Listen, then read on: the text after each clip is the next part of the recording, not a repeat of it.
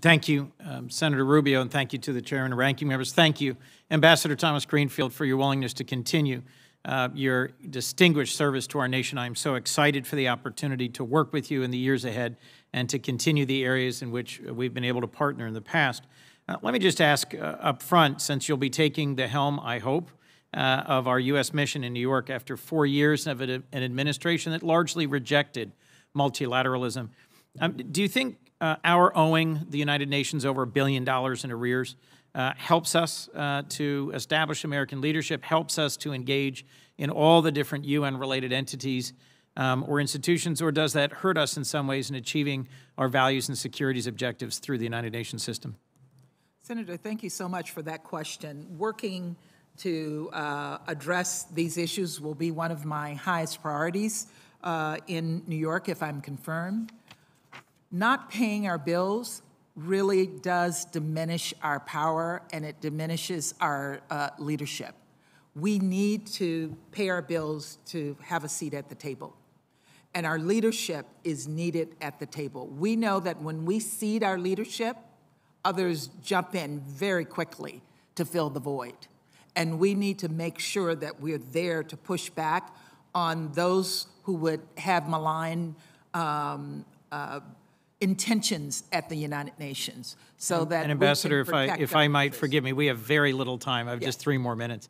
Ambassador, if I might, I was encouraged to hear in your opening statement your commitment to reform and transparency.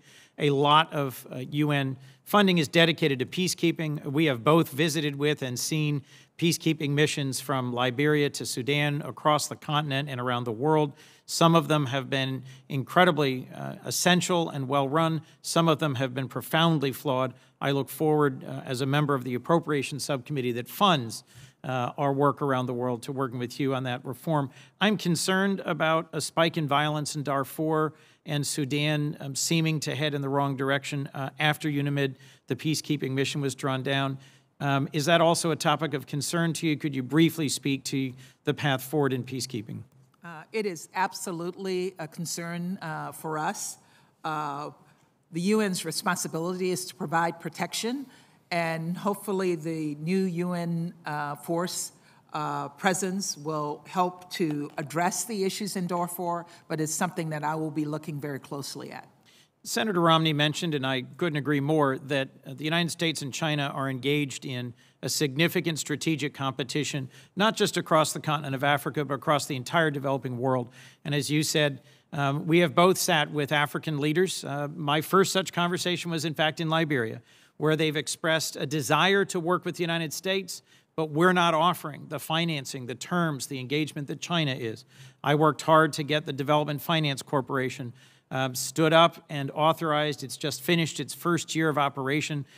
Do you view the DFC as a powerful new tool that allows the United States to deliver private sector financing with U.S. government partnership in the developing world that can compete with the debt trap diplomacy China is offering by offering financing on more transparent terms that are more sustainable and that better respect the decision-making priorities of our developing nation partners?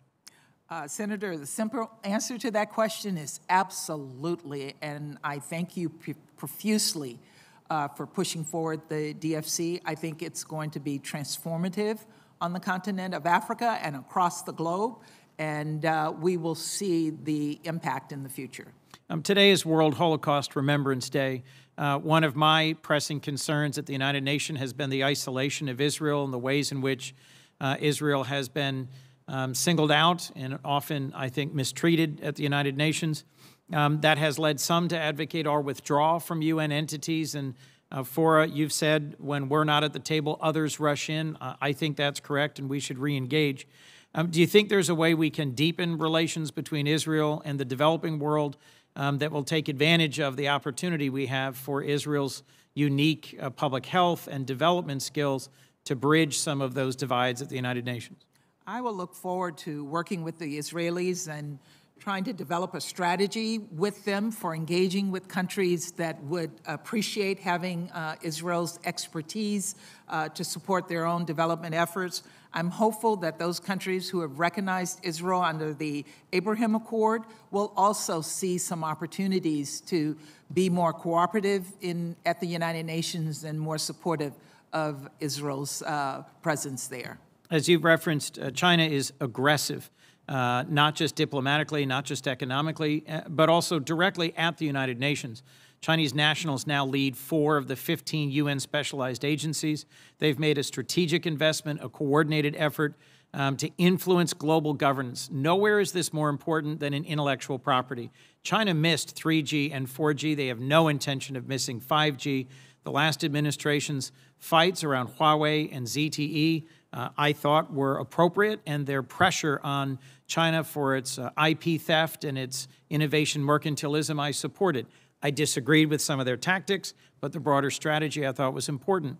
And the Patent and Trademark Office Director, Andrei Iancu, mobilized our allies to ensure a Chinese national did not get chosen to lead the World Intellectual Property Organization. Our contest with China, which is a strategic adversary, as you correctly perceive them to be, includes fights over IP in standard-setting boards. Do you intend to raise this as an issue within the Biden administration to advocate for an assertive, a muscular, and an engaged U.S. IP diplomacy as well? Absolutely, and across the board for the United Nations, I will be fighting to ensure that either Americans or like-minded allies hold those significant positions. Well, thank you for your thoughtful and candid responses and for your long service to our nation. I hope our committee in the Senate will promptly confirm you and look forward to working together. Thank you, sir. Thank you, Mr. Chairman.